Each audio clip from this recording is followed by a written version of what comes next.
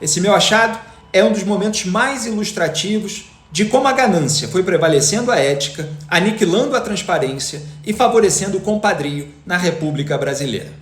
Consulta os pares, se tem alguma retificação a fazer na ata, na proposta de resolução. Havia quando examinei essa resolução, havia um dispositivo, ou um trecho, uma expressão, em que se obrigava o magistrado a veicular, a expor os honorários que ele recebia. Vossa Excelência retirou essa expressão, porque isso diz respeito à intimidade, à privacidade, diria até ao sigilo fiscal, não é? Porque nós não somos obrigados a revelar quanto recebemos, enfim, não é, nas atividades privadas. De fato, senhor presidente, no artigo 4º-A, que é o que permite essa participação, no seu parágrafo 1º, está consignado que a participação nos eventos mencionados no caput deste artigo deverá ser informada ao tribunal respectivo em até 30 dias após sua realização, mediante inserção em sistema eletrônico próprio, no qual deverão ser indicados a data, o tema, o local e a entidade promotora do evento.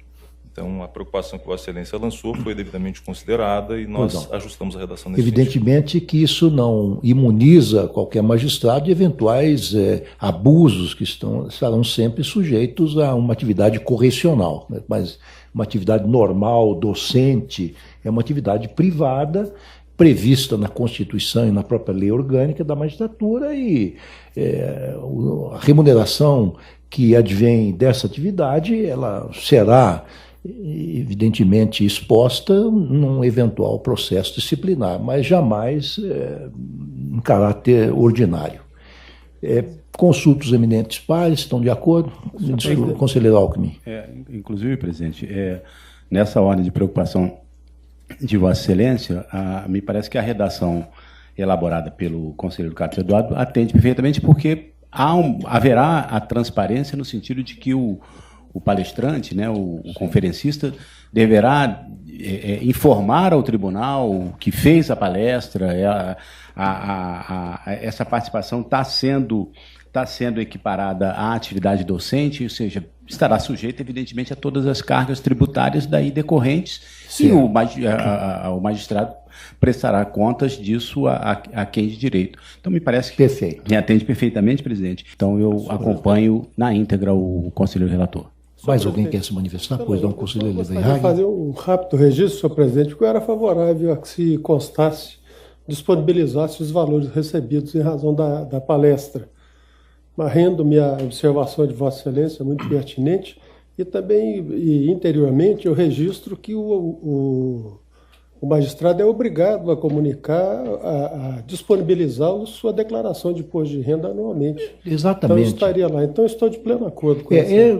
A preocupação aqui é só preservar a intimidade, a privacidade e a própria segurança também. Porque hoje, quando nós divulgamos valores econômicos, nós estamos sujeitos a um país em crise, um país onde, infelizmente, a nossa segurança pública ainda não atingiu os níveis desejados, então é preciso resguardar todos esses aspectos. Mas é evidente, como o eminente conselheiro Alckmin colocou, e Vossa Excelência agora coloca também, que o magistrado informa onde está dando aula, qual é a carga horária, informa a receita, recolhe os tributos, enfim, ele presta realmente as informações a quem de direito, o que não o obriga a dar uma ampla publicidade, assim como nós não.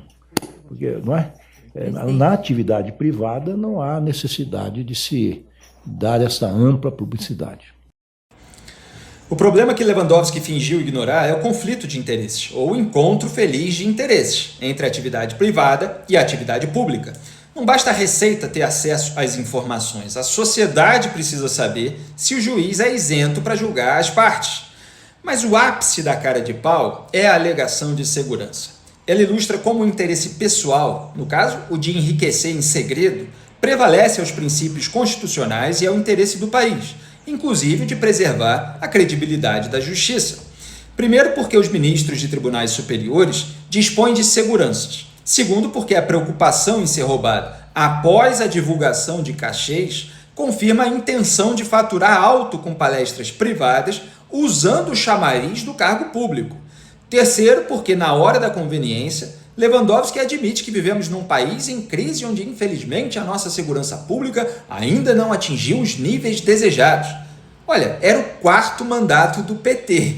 Ele próprio já tinha 10 anos de Supremo e 8 anos depois seria ministro da Segurança Pública do governo Lula por 2 anos, sem mudar esse cenário, mas garantindo 5 milhões de reais do Master para o escritório tocado por seus filhos. E ainda tem mais um pulo do gato. Depois daquela sessão, uma reportagem do Valor Econômico perguntou ao então presidente do CNJ e do Supremo se os 11 ministros do STF passariam a divulgar a agenda de palestras nos moldes da resolução aprovada.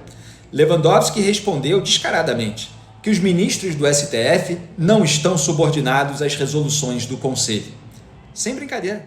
Ou seja, eles se valem do bônus das resoluções sem arcar sequer com o seu ônus cada vez menor, que dirá com o princípio constitucional da transparência.